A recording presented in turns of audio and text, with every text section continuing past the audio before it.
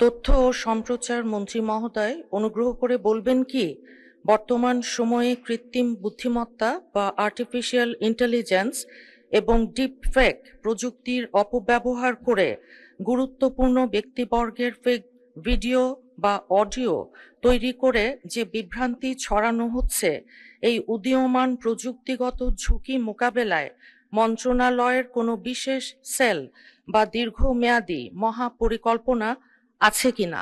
আপনাকে অনেক ধন্যবাদ মাননীয় স্পিকার। মাননীয় তথ্যমন্ত্রী জহিরুদ্দিন স্বপন। ধন্যবাদ মাননীয় স্পিকার আমাকে সুযোগ দেওয়ার জন্য, এবং আমাদের মাননীয় সংসদ সদস্য যিনি প্রশ্ন উত্থাপন করেছেন তাকেও ধন্যবাদ জানাই। বর্তমান সময়ে কৃত্রিম বুদ্ধিমত্তা আর্টিফিশিয়াল ইন্টেলিজেন্স ও ডিপফেক প্রযুক্তির অপব্যবহার করে গুজব, অপতথ্য, ভুয়া তথ্য, বিভ্রান্তি ছড়ানোর অপচেষ্টা প্রতিরোধে আমাদের মন্ত্রণালয় বিভিন্ন কার্যক্রম আমরা বাস্তবায়ন করার চেষ্টা করছি। তথ্য ও সম্প্রচার মন্ত্রণালয়ের অধীনে স্বায়ত্তশাসিত প্রতিষ্ঠান পিআইবি এবং এর তত্ত্বাবধানে পরিচালিত বাংলা ফ্যাক্ট কার্যক্রম সক্রিয়ভাবে দায়িত্ব পালন করছে। এ পর্যন্ত বাংলা ফ্যাক্ট 860টি ফ্যাক্ট চেক, বিশ্লেষণ, অনুসন্ধানী প্রতিবেদন, ভিডিও, রিল প্রকাশ করছে। এর মধ্যে বর্তমান সরকার দায়িত্ব গ্রহণের পর 306টি প্রকাশিত হয়েছে।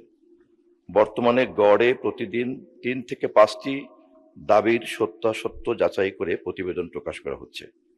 ইতিমধ্যে গুরুত্বপূর্ণ ব্যক্তিবর্গের নাম ও পরিচয় ব্যবহার করে পরিচালিত 137টি ভুয়া ফেসবুক অ্যাকাউন্ট, পেজ ও গ্রুপ, সংবাদ মাধ্যমের অনুকরণে পরিচালিত 16টি অপতথ্যভিত্তিক ওয়েবসাইট। মাননীয় মন্ত্রী, দীর্ঘ উত্তর আপনি চাইলে পঠিত বলে গণ্য হতে পারে। আমি জাস্ট এই প্যারাগ্রাফটা শেষ করছি। 300টির অধিক বিভ্রান্তিকর ফেসবুক অ্যাকাউন্ট এবং 100টি এক্স অ্যাকাউন্ট চিহ্নিত করা হয়েছে। বাকি অংশটুকু পঠিত বলে গণ্য করার জন্য অনুরোধ করছি। ধন্যবাদ। উত্তরের বাকি অংশ পঠিত বলে গণ্য হলো। মাননীয় সদস্য ফাহিমা নাসরিন, আপনি একটি সম্পূরক প্রশ্ন করতে পারেন। আপনাকে অনেক ধন্যবাদ মাননীয় স্পিকার। আমরা সম্প্রতি দেখেছি যে আর্টিফিশিয়াল ইন্টেলিজেন্সের ব্যবহার করে আমাদের দেশে ট্রাফিক ব্যবস্থার একটা প্রভূত উন্নতি সাধিত হয়েছে। আমরা জানি যে fake, false, fabricated video social মিডিয়ায় আমাদের মাননীয় প্রধানমন্ত্রী এবং তার পরিবারের উপরও যেমনভাবে তৈরি করা হয়েছে, সেইভাবে নারী পুরুষ সবাইকে নিয়েই বিভিন্ন রাজনীতিবিদ সহ শিল্পী, সাংস্কৃতিক কর্মী, ছাত্রী, শিক্ষক আমরা কেউ ভিকটিম এবং সার্ভাইভার হয়েছে। এখন বলা হয় যে সামনে যে সাইবার যুদ্ধ হবে সেটা ঢাল তলোয়ার নিয়ে মাঠে কিংবা ময়দানে নয়, সেই প্রস্তুতি আমাদের আছে কিনা, এবং 4 কোটি যেই তরুণ প্রজন্ম আমাদের আছে, আমাদের জনসংখ্যার একটা সিংহভাগ, তাদেরকে যথোপযুক্ত ট্রেনিং দিয়ে তাদের দক্ষতা বৃদ্ধির মাধ্যমে এই সামনের যেই দিনগুলো আছে সেখানে বৈশ্বিক পরিস্থিতিকে মাথায় রেখে সব রকম প্রস্তুতি গ্রহণ করে আমরা তৈরি আছি কিনা। ধন্যবাদ মাননীয় স্পিকার। মাননীয় মন্ত্রী। মাননীয় স্পিকার, আপনার মাধ্যমে আমি মাননীয় সংসদ সদস্যকে ধন্যবাদ জানাই যে অত্যন্ত প্রাসঙ্গিক একটি প্রশ্ন তিনি উত্থাপন করেছেন। আমরা সকলেই এ বিষয়ে অবগত আছি এবং অনেকেই এ বিষয়ে ভুক্তভোগী আছি, এবং সে কারণেই আমাদের মাননীয় প্রধানমন্ত্রী ইতিমধ্যেই তথ্য মন্ত্রণালয়, আমি সহ অন্যান্য সংশ্লিষ্ট ব্যক্তিবর্গকে ডেকে এ বিষয় সম্পর্কে আমাদেরকে বারবার পরামর্শ দিয়েছেন, নির্দেশ দিয়েছেন। আপনার মাধ্যমে মাননীয় সংসদ সদস্যকে জানিয়ে রাখতে চাই যে আমাদের বর্তমান যে কাঠামো, এই কাঠামোটি বোঝার সুবিধার্থে আমরা একটা অ্যানালগ সিস্টেমের সঙ্গে তুলনা করতে পারি, এবং সমস্যার যে চরিত্র, সেই চরিত্রটি আসলে ডিজিটাল প্ল্যাটফর্মের চরিত্র। সে কারণে আমাদেরকে একটা রূপান্তর প্রক্রিয়ার মধ্যে যেতে হচ্ছে। প্রচলিত জনবল কাঠামোতে এটা কভার করতে না পারার কারণে মাননীয় প্রধানমন্ত্রীর নির্দেশে আমরা আপাতত প্রকল্পের ভিত্তিতে সমস্যাগুলিকে, চ্যালেঞ্জ থেকে মোকাবিলা করতে চাচ্ছি। সেই লক্ষ্যে ইতিমধ্যেই আমরা 2টি প্রকল্প হাতে নিয়েছি। আশা করি পর্যায়ক্রমে আমরা ধারাবাহিকভাবে এটার একটা আধুনিক এবং ডিজিটাল প্রবলেমের ডিজিটাল সলিউশন আমরা বের করতে পারবো। মাননীয় সদস্য রাশেদুল ইসলাম, শেরপুর 1।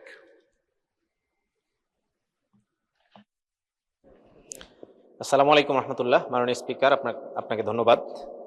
আপনার মাধ্যমে মাননীয় মন্ত্রী মহোদয়ের কাছে জানতে চাওয়া, এখানে কৃত্রিম বুদ্ধিমত্তা দিয়ে নির্মিত বিভিন্ন ফেক কন্টেন্ট সংক্রান্ত বিষয় সমাধানের জন্য যে উদ্যোগগুলো রাখা হয়েছে সেগুলো অ্যানালগ আমরা কিন্তু চাইলে কৃত্রিম বুদ্ধিমত্তা দিয়েই এগুলোর সমাধান করতে পারি, এবং ইউনিভার্সালি বা বিশ্বব্যাপী বিভিন্ন দেশে সেভাবেই ডিটেক্ট করা হচ্ছে এবং ইনিশিয়েটিভও নেওয়া হচ্ছে তার এগেনস্টে।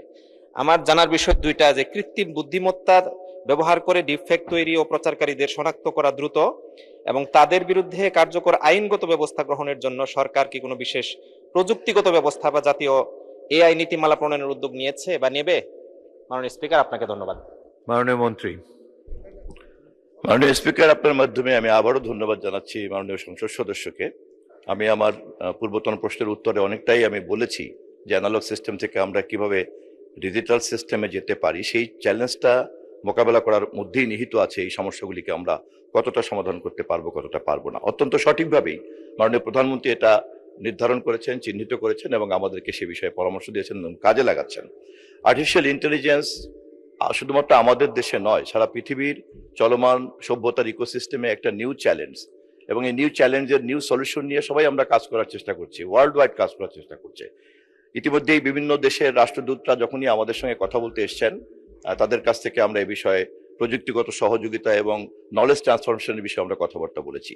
আপনারা নিশ্চয়ই জানেন যে গত কিছুদিন আগে মাননীয় প্রধানমন্ত্রী চীন সফর করেছেন, এবং সেখানে তার সফর সঙ্গী হিসাবে তথ্য মন্ত্রণালয়ের পক্ষ থেকে আমরা বেশ কয়েকটি সমঝোতা স্মারকে স্বাক্ষর করেছি, এবং সেই সমঝোতা স্মারকের মধ্যে একটা গুরুত্বপূর্ণ বিষয় ছিল যে কৃত্রিম বুদ্ধিমত্তা বিষয়ে চীনের যে অভিজ্ঞতা, জ্ঞান এবং প্রযুক্তিগত উন্নয়ন, সেটাকে আমরা কিভাবে বিনিময় করতে পারি।